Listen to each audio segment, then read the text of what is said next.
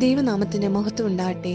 UAE saviour സെന്ററിന്റെ നേതൃത്വത്തിൽ വലിയ നോമ്പിനോടനുബന്ധിച്ച് നടത്തുന്ന സ്നേഹധ്വനി എന്ന വചന പരമ്പരയിൽ എനിക്കും പങ്കെടുക്കുവാൻ ദൈവ അവസരം ഒരുക്കിയതിനായിട്ട് സ്തുതിക്കുന്നു. അല്പസമയത്തെ വചന ധ്യാനത്തിനായി അപ്പോസ്തലനായ പൗലോസ് കൊരിന്ത്യർക്ക് എഴുതിയ 2-ാം ലേഖനം 12-ാം അധ്യായം 10-ാം വാക്യം. 2 കൊരിന്ത്യർ 12:10.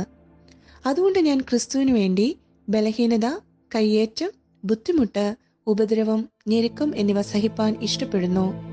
ബലഹീനനായിരിക്കുമ്പോൾ തന്നെ ഞാൻ ശക്തനാവുന്നു.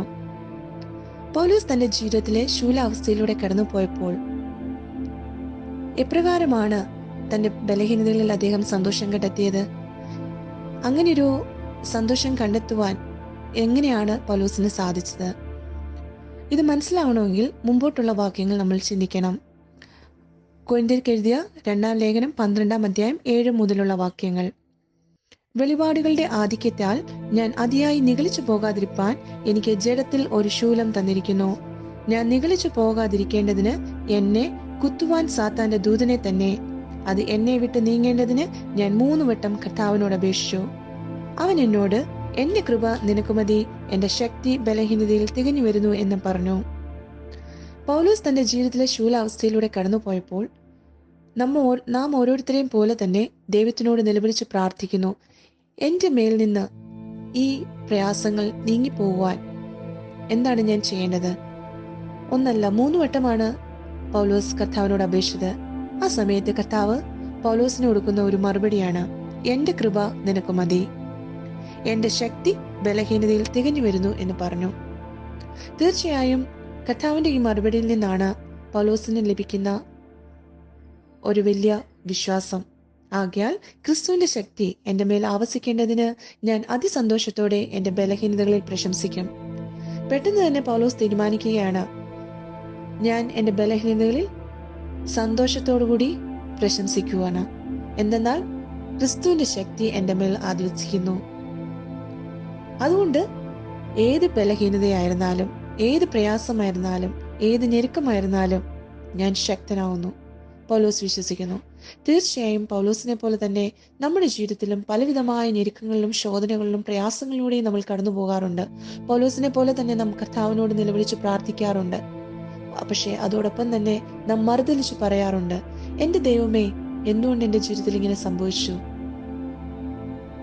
എന്താണ് എന്റെ ജീവിതത്തിൽ മാത്രം ഇങ്ങനെ സംഭവിക്കുന്നത്? പലപ്പോഴും നാം കർത്താവിനോട് ചോദിക്കുന്ന ഒരു ചോദ്യമാണിത്. എന്നാൽ പൗലോസ് നമ്മെ ഓർമ്മിപ്പിക്കുന്നത്, നമുക്ക് ദൈവത്തിൽ ഒരു വിശ്വാസം ഉണ്ടായിരിക്കണം. ആ വിശ്വാസത്തിലാണ് നാം ദൈവത്തിനോട് നമ്മുടെ പ്രയാസങ്ങൾ പറയുന്നത്. എന്നാൽ വിടുവിക്കുന്ന ദൈവത്തിൽ നമ്മൾ സമർപ്പിക്കണം. ആഴമായി നമുക്കുണ്ടാവുന്ന ഒരു സമർപ്പണം, അതാണ് സഹനം. ആ സഹനത്തോടു കൂടിയുള്ള ഒരു പ്രാർത്ഥന മാത്രമാണ് നമുക്ക് ദൈവത്തോട് ചേർന്ന് നിൽപ്പാനായിട്ട് സാധിക്കുന്നത്. എന്നെ വിടുവിക്കുവാൻ ദൈവം മതിയായവനാണ്. ഏത് ഉപദ്രവത്തിന്റെ നടുക്കൂടി ഞാൻ കടന്നു പോയാലും കർത്താവിന്റെ സഹനത്തോട് ചേർത്ത് വെക്കുമ്പോൾ എന്റെ സഹനം വളരെ ചെറുതാണ്.